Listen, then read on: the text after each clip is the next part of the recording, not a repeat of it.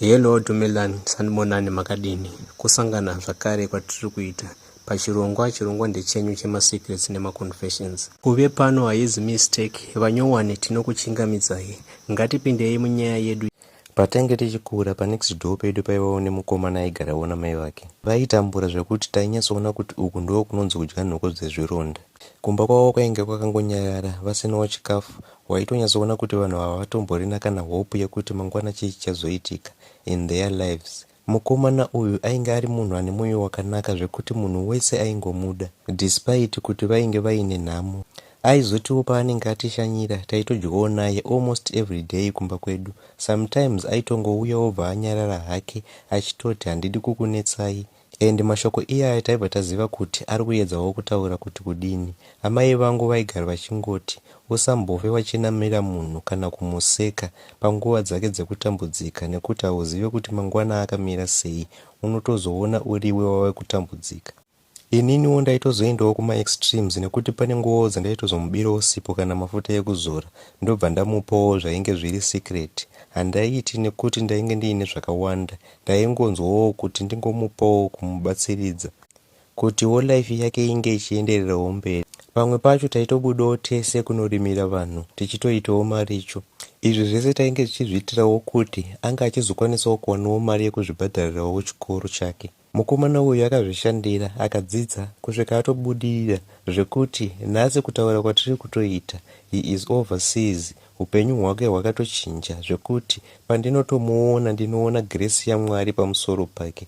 So last year he called me akanditi, ndakanzwa kuti mwana wako akuendawo grade 1, sarudza private school yakanaka yaunoda, I will pay for him, kubvirawo achitanga kusvika achipedza. Ndakaita sendichachema nemufaro. Handina kumbofunga kuti munhu wandaibirawo sipo pahudiki hwake ndiye aizobhadharirawo mwana wangu chikoro. Ndakabva ndangoyeukawo mazuva ake ekutambura tichimupawo chikafu, vamwe vachimuseka kuti munhu uyu ainge asina future, asi nhasi ndiri kutoonawo ndiye azovawo blessing yangu. Kana amai vangu pandakavataurira nyaya iyi vakatoseka vakatoti, you see zvandainge ndichikutaurira uri mudiki paye, ona manje zvazvava kuita. Modzi yawakadyara iya yabuda. Zvinondidzidzisawo kuti kana munhu ari panzvimbo yake yakaoma achiuyawo kwauri achisikawo help, it means mauri anenge aonawo safe space yake yekudururawo zvinenge zvichimunetsa. Vanhu vanotambura havadi kupushidzirwa kure, nekuti pamwe pacho unenge usingaziviwo kuti Mwari ari kukutestawo sei, vachishandisa munhu iyeye kuti vakudzidzisewo rudo rwechokwadi. Ende kubatsira kwatinoita tisingazotarisirwe kubhadharwa mangwana zvinotozouya zviri double. Panguva yaunenge wakatoomerwa usingambofungidzire kuti uchawanawo help. Haisi mari chete ingaitewo kuti munhu anga achikwanisawo kubatsirawo mumwe. Dzimwe nguva rudo rwako chete runotovawo chipo chikuru mukati melife yemumwe munhu. Very touching. Hanzi chaunodyara ndo chaunokohwa. Nyaya inotevera iaudio, so mungoedzawo kuiteerera kubvira painotangirawo kusvika painoperera. Ndainge ndichitaura navahanzvadzi vedu ava pafoni, saka pamwe pachona vaizoerekana vatangawo kuchema. Vakambondiisira imwe audio ndikazoidhilita, vatanga zvakare kuchema. Saka ndazokumbirisa kuti vange vachitiisira imwe audio zvakare yekupedzisira, ndo yandazouya nayo iyi, kutiwo varondedzerewo nyaya yavo vasingachemi, kuitira kuti tikwanise kuinzwawo mune zvakanaka. Ndokumbirisa kuti muiteerere kubvira painotangira kusvika painoperera, muzotiudzawo zvamunofungawo mucomment section. Titende. Tinokumbirawo mundipostiro nyaya yangu muchinje voice rangu, kuitira kuti kana pane vekuziva vakakwanisa kurecognize voice rangu, ndinongokumbirawo kuti murichinje.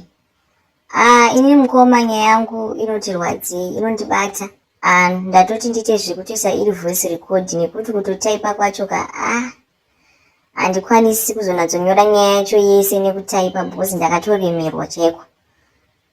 Inhau yekuti ndikatofunga nezvayo misodzi inozara pamatama. Inino ndakakura mudzinza rakwamai. Mai vangu vakamitiswawo nababa. Baba vakaramba pamwiri.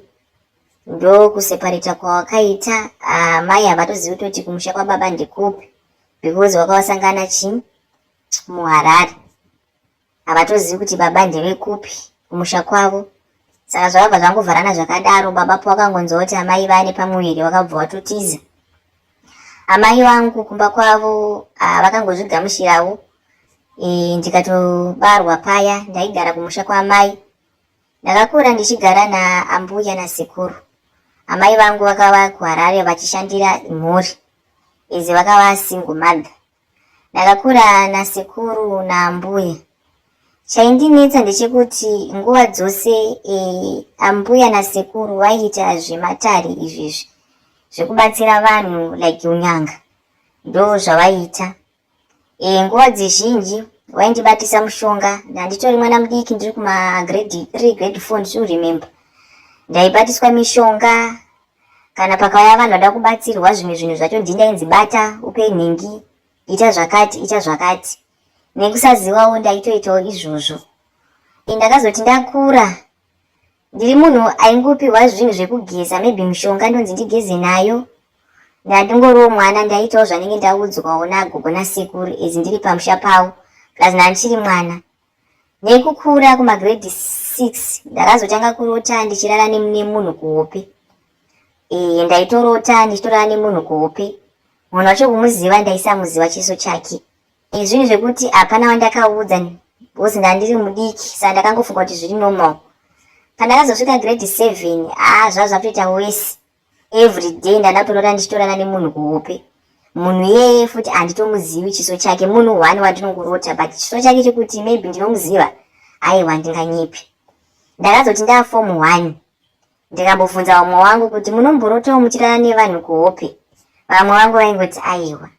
Ndo pandakazoudza gogo vakangoti aiwa ndichase ndichiti hapo tichanamata. But chaindishungurudza chekuti gogo vaisafarira vanhu vanoenda kuchechi. Pamba pedu taisabvumirwa kuenda kuchechi, taisaenda kuchechi. Vaiita izvozvo zvemudzimu zvenyanga izvozvo ndo zvavaiita, taisabvumirwa kuenda kuchechi. Saka ndakazotanga kuita musikanzwa nevamwe vangu. Ndoendawo maybe kuchechi nevamwe vangu. I still remember ndakati ndichisvika pachechi ndikasimudzwa nomwe muprofita. Akandibvunza kuti amai vari kupi, ndikavati vari kubasa kuHarare. Akanditi waita mwana mudiki, uri wega. Dai papa nemunhu mukuru ndakubatsira, ndikuona iwewe wakapiwa murume wakapiwa. Zvinonzi haufi wakaroorwa, iwewe utone murume wakatopiwa. Akabva angondigarisa pasi because aiti ari kuda munhu mukuru. Ndanditori form 1 ipapo. Ndakadzoka kumba ndikaudza gogo kuti ndanzi inini ndiri muchikadzo wechikwambo. Gogo vakandirova, vaindiposhera nemakapu nemandiro vachindituka kuti ndakakuudza kuti wewe haufaniri kuenda kuchechi, chii chauri kuita. Ndakatokachambadzwa nazvo kuti ko vanogondiroverei kuti kuenda kuchechi kwandaita. Vakandiudza kuti ukangoenda futi kuchechi panapa unopabva, haugari pano. Semwanawo ndakangoti regai ndingorespect zvataurwa because kwekuenda handina dzinza rangu handitorizivo.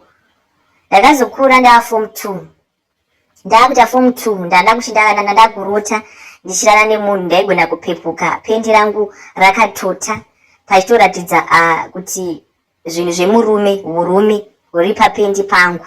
Ndaitoti ndikatozvibata kusikarudzi yangu kunenge kwakatotota kunge munhu abva kutoita bonde. Zvinhu zvaindishungurudza. Ndaiti maybe ndikashandiswa maybe nhasi kurota ndichita ndichirara nemunhu, mangwana maybe ndinogona kusarota. Sura mangwana ndizvozvo nditori munhu aingojamba 1 day or 2 days ndorota futi ndichiita sei ndichirara nemurume. Zvinhu zvekuti ndakazviudza futi gogo. Ndikati gogo, pane zvakuitika zvakati but gogo vaingonyarara kutongoona kuti munhu uyu haasi kuita hanya nazvo. Ndikazoudza sekuru vakandipopotera vakati handiudzwi zvinhu zvakadaro. Haundinyari here mwana iwewe, haundinyari here, uri mutorwa pamba panapa. Ndaishushikana, ndaibatikana. Ndakazoti nda form 3 ngoma ndiyo zvichingoitika izvozvo. Nda form 4 ndakanyora form 4 yangu, even kupasa hangu handina kupasa. Ndapedza kuchikoro ndakanotsvaga basa. Ndichingoita izvozvo zvongorota ndichirara nemunhu. Ndakazoti ndakura ndabva pamba ndakuzvimirira ndakada kupota ndichienda kuchechi manje because ndada kushandawo ndakugara kwangu chiloja. Ndaiti ndikaenda kuchechi ndaingogara ndichiudzwa nawe kuti ndine chikwambu ndakapiwa murume. Ndakazoudzwa kunzi wakakura nani vachindibvunza vanhu kumachechi. Ndikati nagogo nasekuru zvikanzi waisapiwa here mushonga kugezwa nezvimwe zvinhu zvaigeza nazvo. Ndikabvuma kuti hongu. Zvikanzi vaitotambira murume paya pawaipiwa zvinhu zvekugeza nazvo waitoshedza mweya yemunhu iyeye akapiwa kuti ave murume wako. Pane mumwe muprofita akazombondiudza nhoroondo yacho akanditi, sekuru kudhara pane munhu wakaponda, saka mweya iwowo kuti wauzorodze wakauunza pauri kuti mweya iwowo usavanetse, because mweya iwowo wakakuvanetsa. Saka iwewo pawakatouya mai vako vane mimba, vana sekuru wako vakabvuma vakati aiwa mwana tichachengeta. Vaiziva kuti uri mwana musikana ende vakabva vaziva kuti mhepo dzavo dzengozi iyoyo vachadzisa pauri. Akanditaurira akati sekuru nagogo wako havana chipo chekurapa, but vanhu vanoshinya vanobata miti. Havatozivi like kuto mishonga mizhinji, but vanhu vanoshinya. Zvinhu zvekutoti zvakatondikachamadza kundirwadza kuti inga vana ana mama wangu vanototi gogo nasekuru vanorapa inyanga, vanotorota miti mishonga imini. Isu tisikadozotototi vanotoshinya. Mishonga dzavanozoshandisira vanhu dziya ndedzekushinya kuti vanhu varambe vachidzoka kwavari oro vanhu vavape mari. Inini vakatondishandisira mishonga kubva ndiri mudiki, nditonyora futi dzekuroya dzandakatemerwa, dzandakatomboparwa kuti dzibve, vachitoti ndiri munhu wekutoti kufamba kwenguva ndichange ndakutobuda manhiro kunoroya. Umwe murume akandiudza nhoroondo iyoyo, akandiudza akati kundibatsira haakwanisi kundibatsira because mhepo iri pandiri inogona kuisa munhu mugova chaiko chaiko, zvinoda ndakasimba. Akatondiudza kuti inini hangu ndaona dare renyu but kusimba handina matsosimba zvekuti ndikagone kukubatsirai. Inini handizi munhu anopfimbwa pfimbwa, maybe ndakangopfimbwa kana ka3 ka4. Munhu ndakadana naye 1 or 2 chete, hatinambodana zvenguva yakareba. Kana ndichifamba munzira umu, even ndikageza sei kuchena sei handipfimbwi. Varume havandicheuki. Ndiri munhu wekuti ndikaenda kunorarama nheru ndinongorota ndichishandiswa. Kumuka ndakatota pendi kutoona hurume hune kutori papendi pangu. Ndakambozama marimedi ese anotaurwa nevanhu, zvakawanda zvinotaurwa nevamwe pamasocial media kuti ukaita zvakati nezvakati nezvakati, but zvese ndinotozvizama but hapana chiri kushanda. Ndiri kushandiswa manheru. Zvinhu zvekuti ndikashandiswa ndinosvika pakuchema. Zvinezvi ndaneta nekuchema. Ndaimbochema but izveso handichachemi, ndatozvijaira.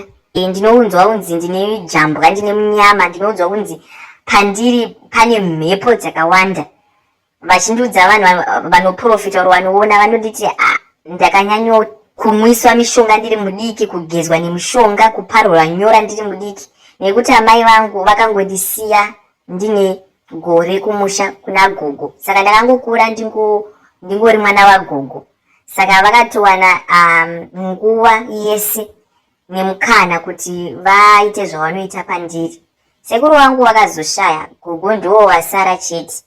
Ndakamboenda kumusha ndikanowakonfranda gogo, vakandipuma uroyi kune hama. Hama dzikasvika pakundituka kuti handitendi, gogo vakandichengeta, handina dzinza inini, ndakachengetwa pano, ayopuma gogo uroyi, saka ndofanira kutoripa. Nyaya yacho yakazotoguma yatoo nyaya yangu. Handizivi kuti vanhu vehukama vekwagogo havaoni here zveshuwa kuti gogo vanoshinya, vanobata-bata nasekuru, vaibata-bata. Handizivi. But nyaya iyi yakazotoguma yaya yangu, yakutonzi ndinofanira kuripa. Kana mai vangu chaivo handisi kutotaudzana nenhau iyoyo kuti vanoti inini ndakapuma amai vavo uroyi. Vakandituka mai vakandibloka. But kwese kwandinongofamba ndinongoudzwa kunzi vakakura uchichengetwa nani, ndongoti nasekuru nagogo. Zvongonzi vakashereketa pamusoro peupenyu hwako. Kwese kwandinofamba ndinongoudzwa semunyaya iyoyo. Kuenda kumasowe, kuenda kana kupi kungochungu kupi, machechi mazhinji ndafamba. Munogona kuataura ese, ndafamba machechi mazhinji. Kana pane munhu wemweya anongotaura nhau iyoyo kuti ndiri kuona inini wakapiwa murume, ndikuona wakaisirwa mhepo dziri pauri dzakawanda. Saka zvinhu zvekuti navo vanhu vacho havakwanisi kundibatsirawo. Vamwe vanombozama kundipa minamato but haisi kushanda because zviri kungoramba zvichingondishandisa zvinhu zvacho. Zvinhu zvekuti zvinondibata apa dzinza rangu handirizivi. Dai ndaiziva dzinza rangu ndaigona maybe kuenda kudzinza kwangu, vaigona kunondibatsira. Handitozivi kuti ndoita sei. Kana panewo anokwanisawo kubvisawo mhepo iri pandiri, oro anokwanisawo maybe kuzamawo kundipawo minamato, even kutori kutonamata chaiko, anokwanisawo kundinamatirawo kuti mhepo iyi ibve, ndakwanisawo kupfimbwa murodhi mandinofamba, ndakwanisawo kuzoita murume nevana. Ipapa pandiri kutokura, ndakutopinda mu30 years next year, but handipfimbwi nekuti vanoti maprofita ndine jambo apandiri. Kana murume achitondiona anotondiona as munhu murume, haandioni as munhu mukadzi. That vaive vasingandipfimbi varume. Saka zvinhu zviri kundishungurudza, zviri kundibata kuti saka zvichazowei mangwana, ndichazowei mangwana inini. Ndiri kutambura hama dzangu, ndiri kutambura, ndinoshandawo kabasawo, ndinokwanisa ngobhadhawo rent nengotenga chikafu, handitorina mari. Kana pane vada vandibatsirawo anondibatsirawo pasina mari iri kudiwa. Ndiri kutambura, ndiri kutambura. Ndiri kutambura. Amai vangu ndambozama kugara navo pasi kuti ndivatsanangure nyaya, but vakatondibloka kufoni. Vanhu vari kutoti hanzi ndinofanira kuripa kuna gogo. Saka handizivi kuti ndoita sei, ndoita sei. Dai ndaizivawo kuna baba vangu oro kuhama dzababa vangu oro dzinza rababa vangu, ndaikwanisa kuenda, but hazvikwanisiki nekuti amai vacho havatozivi kuti baba vangu ndevekupi. Ndinonzwa kurwadziwa nekuti zveshuwa ndikafunga nezvakudhara ndaipiwa mishonga nagogo ndichinzi imwa, ndichinzi geza. I still remember ndichitori grade 2 ndakatotemerwa nyora pamusana apa chinzi vakatondishedza vakati rarapo, vakava nereza vane mishonga yakava nayo. Ndichichekwa ndichitozorerwa mushonga ipapo. Ndiri munhu paikuti pakaya vanhu vaita matare avo, ndaigara ndakatogara padhuze pagogo nasekuru. Ndichitora mishonga ndichitambidza kune vanhu, vanhu vachibatsirwa. Zvinhu zvekuti zviri kundishungurudza, zviri kundibata kuti ndandiri mudiko, ndandisina kwekuenda. Saka na uchochengetwa pamusha unongoita chero zviri kuitwa ipapo, but vaitondishandisa. Amai vangu munhu wekuti vaiti vaipedza gore rese vari kuHarare vozoya muna December, vaingogara maybe 3 weeks wobva watodzokera. Zvekutoti kuti ndiwaudzowo, zvimwe zvinhu zvaitika kwandiri ndaisakwanisa. Kana kuvayemerawo amai vangu ndaisatokwanisa. Namai vangu hatitorina bhondi yekuti ndimai vangu, nekuti handina kukura navo, ndakakura nagogo. Zvinhu zvekuti zviri kundibata kuti ndoita sei. Ndotenda.